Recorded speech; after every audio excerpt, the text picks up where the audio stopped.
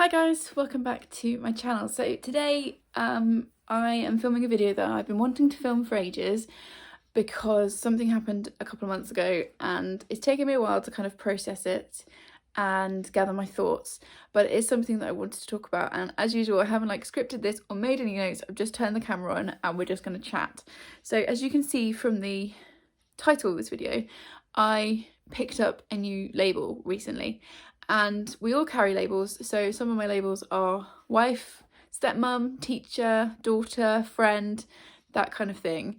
And recently I have added dyslexic and dyspraxic and dyscalculia to my collection of labels. For anyone that's new here, anyone that's watching my videos regularly will already know because I won't shut up about it.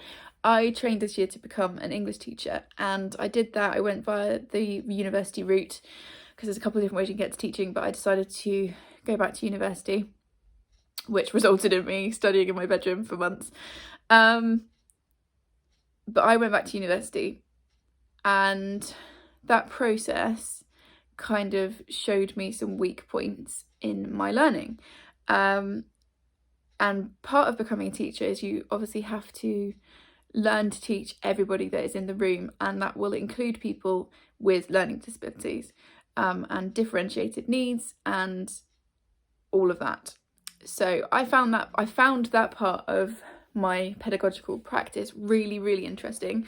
And as a total side note, I've just got this feeling that at some point in my career I will end up stepping towards more of the pastoral kind of special needs side of things, because it's definitely been one of my favourite things to learn about whilst I've been training. And the kids that I've worked with who have got well, at the moment we call them special educational needs and disabilities. That wording might change, but as of right now that's what we're using.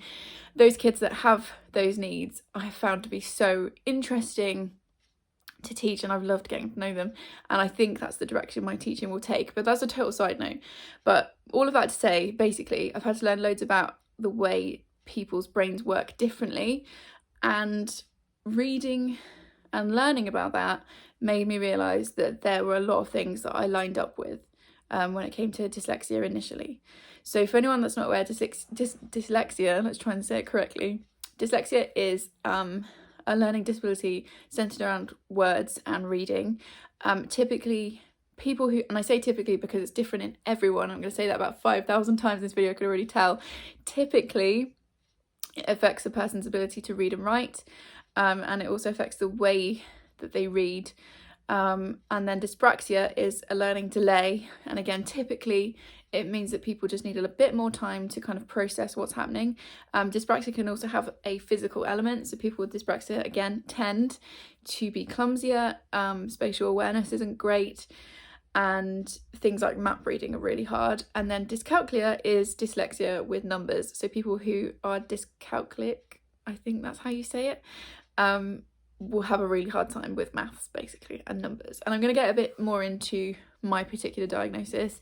I can only speak from my own experience. I am not an expert in any way, shape or form. I will link below to some resources where you can go if you want more information, and some that I found really helpful.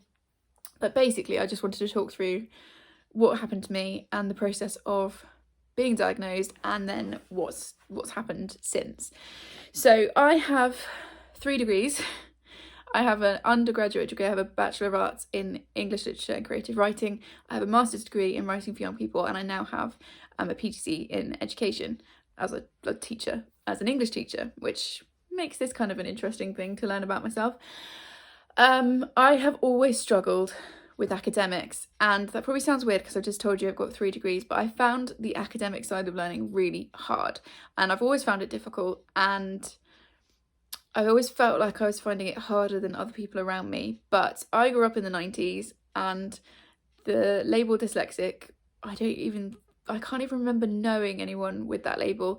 And then as I got older, I found ways of doing things, and so I didn't raise it with anybody. It didn't occur to me to raise it. And I think one of the things that's different with teaching now than it was when I was growing up is we're a lot more clued in. There's been a lot more research. We know what to look for, and it's a stereotype, but typically girls don't present with dyslexia as much as boys do, because we are trained by society not to complain and just to keep quiet and get on with it. There's been a massive rise recently in girls being diagnosed, not just with dyslexia, but with other learning disabilities as well, including autism spectrum disorder. And there's been all this stuff in the press about, oh, why are girls suddenly being diagnosed? Are they just copying each other? No, it's because they are learning that it's okay to say that they are struggling. And also teachers, parents, carers, people around them, people, like society in general, has got so much better at spotting when someone is struggling. And instead of just disciplining them because they're not conforming to what the school is asking, or the class or wherever they are, rather than disciplining them for not conforming, the question is, why are they not able to do this? Why are they reacting this way? And working out what's at the root of it. And I think that's what I missed out on. And that's nobody's fault. It's just the way it was. And like I said, I've done okay.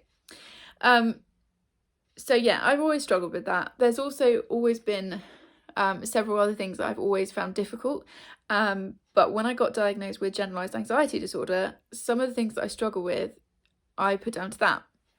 So some things, for example, like organisation, I'm highly organised, but my memory is awful. So I always write everything down. And like even today, I've got a list of the things I'm going to film today.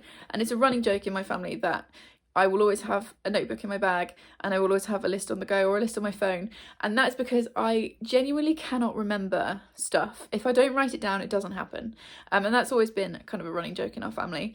There is also a running joke that I can never be a waitress because I am just not that coordinated.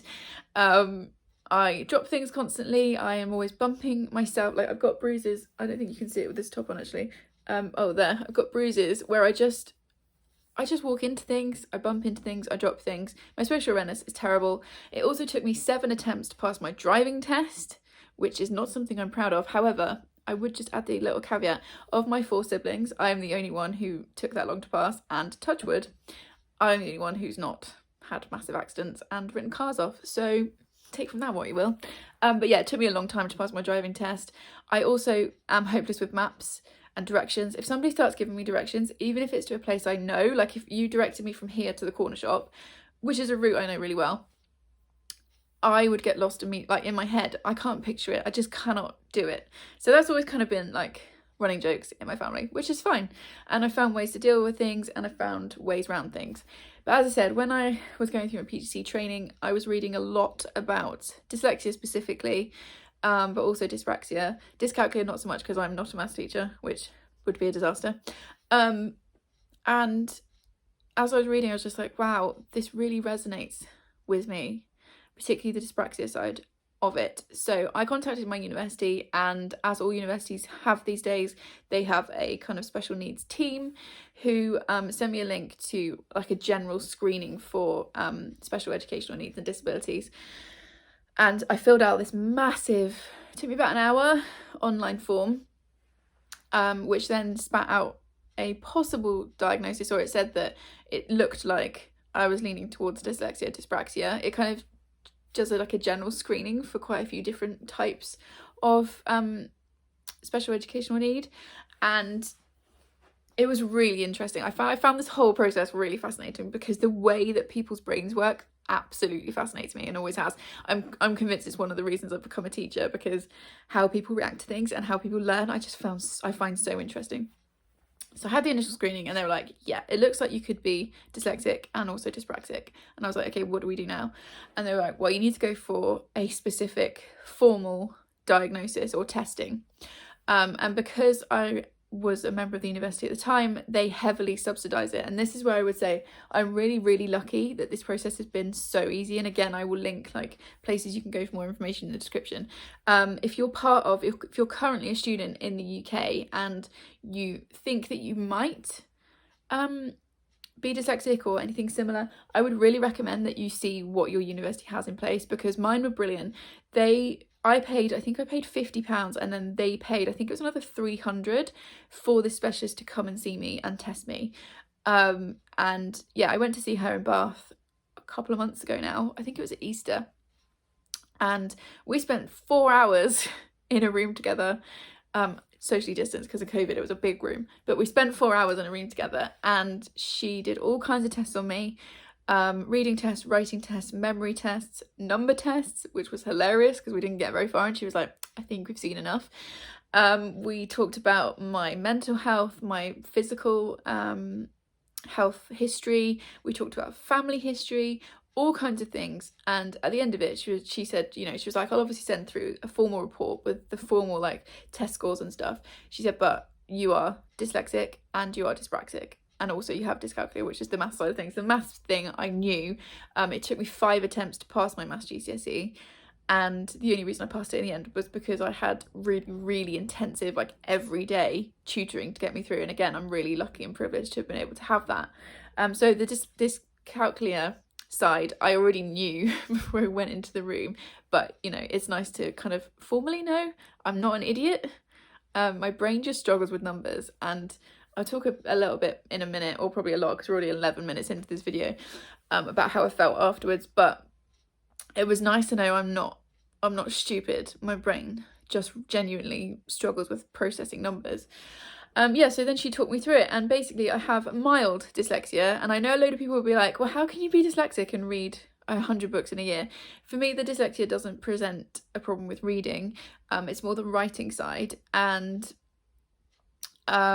it shows itself mostly in handwriting. My handwriting's really bad, which is a bit of a problem for a teacher. So it takes me a long time, longer than other people, to write anything by hand.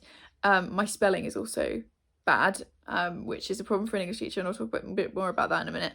But for me, this dyslexia side of it is more in the writing than the reading. However, the way that I read is different to other people. So I don't read. And I didn't realise this until I had this conversation with a lady. It's been so interesting. So if I've got a line of text, I don't read it from left to right, and I don't read every word. What I do, and I didn't realise I was doing it until we did this test and she was looking at my eye movement, is I will read every other word or every third word and then come back to read the words that I've missed out. Like, it's so interesting. So I still get the information, I'm just doing it in a slightly different way. So that's the dyslexia side, which is mild. The dyspraxia is kind of mid to high range, and that's where it's been really interesting. Particularly things like map reading. Like Gary and I have had a running joke since we moved into this house that I'm not allowed to touch the dishwasher because I will stack it, I will think it'll be fine, and then he will come along and open it, and all I hear is, because I've done it wrong. But then even if I go into where he is and he'll say to me, can you see what you've done? I'm like, no, because it looks fine to me. And then he'll fix it. And as he fixes it, I'll be like, oh yeah, but I couldn't see it myself. I'm also terrible with stuff like 3D puzzles, or like Charlie a few years ago got really into chess, and I really, really tried to learn. I just couldn't make my brain understand. And I think the biggest thing for me is processing time. So it takes me longer than other people to take information in, get it into my brain and understand it. And I think that's been the biggest thing for me, is to understand that I just need a bit more time. I'm now finished with my education. I'm not going to go back into formal education again, but if I did, I would be the person with extra time in an exam. So yeah, so I had this diagnosis at Easter, and it's been really emotional, actually, and it took me a couple of weeks, because dyslexic, processing time, you see how this all fits together, to kind of really take it in. And what I would say is I have told the school that I work for about my diagnosis, and they are totally fine about it. I was really nervous because I'm an English teacher. Can you have a dyslexic English teacher? Apparently, yes, you can. They have been really brilliant and have given, have said, what do you need us to do? And to be honest, I don't need anything because I've got my own ways. I'm 33, I've got ways of coping now. But I did say to my line manager, like, I will just need a bit more time to get things into my head. And she's been really good at kind of giving me, when we've had meetings and stuff, like advance warning of what we're going to talk about and information so that I can read it and then feel like I'm caught up when I'm in the meeting, so that I can then like contribute to people. But yeah, it's been really emotional, and partly it's because I hadn't realised, actually, and I'm getting like emotional thinking about it now, I hadn't realised how much time I spend beating myself up in my head when I can't do things, or when things are more difficult for me, or I don't understand something. And it was clearly something I was spending a lot of my time doing, because since I've had this diagnosis, I've really noticed it. So if I I'm in a situation where somebody's giving me directions, outwardly I always just nod, because it's easier rather than being like, I'm not following, because then they just explain it again and I still don't follow. This is why we have Google Maps, like, thank God for Google Maps or SatNav or whatever, because it has saved me the last like 20 years or whatever. So yeah, in that situation I would just nod, but in my head prior to my diagnosis I'd be thinking, why can't you get this? Why are you not following them? You're being stupid. Like, why aren't you getting this? Whereas now I'm just thinking, dyspraxic, it's fine, I'll plug it into Google Maps, and that's it. And yeah, so it's been very emotional in that way, and it's also made a lot of things make sense, like the map reading thing, like the fact it took me so long to pass my driving test, and yeah, it's been a really positive thing. I'm glad I know it about myself. It's not something that I would ever use as an excuse, because it's not an excuse, but it is a reason. And also it helps me understand my kids at school so much better as well, even though like my dyslexia is very, very mild compared to the kids that I work with. Just having a brain that works differently to the people around me and knowing that is really powerful, and I think it will help me be a better teacher and just a more empathetic person in general. So yeah, that's what's been going on. Nothing to do with books really, other than I read weirdly, but we know that already. And I just wanted to talk about it because I know there are quite a few dyslexic creators, but not everybody talks about it all the time, which is entirely up to them, and that's absolutely fine. But it's something I felt like I wanted to talk about. I always tell you guys what's going on. This is what's been going on. So there we go. Dyslexic English teacher. Who knew? Okay, that is all for today, guys. So please subscribe if you would like more of this chaos, and I will see you in the next one. Thanks, guys. Bye.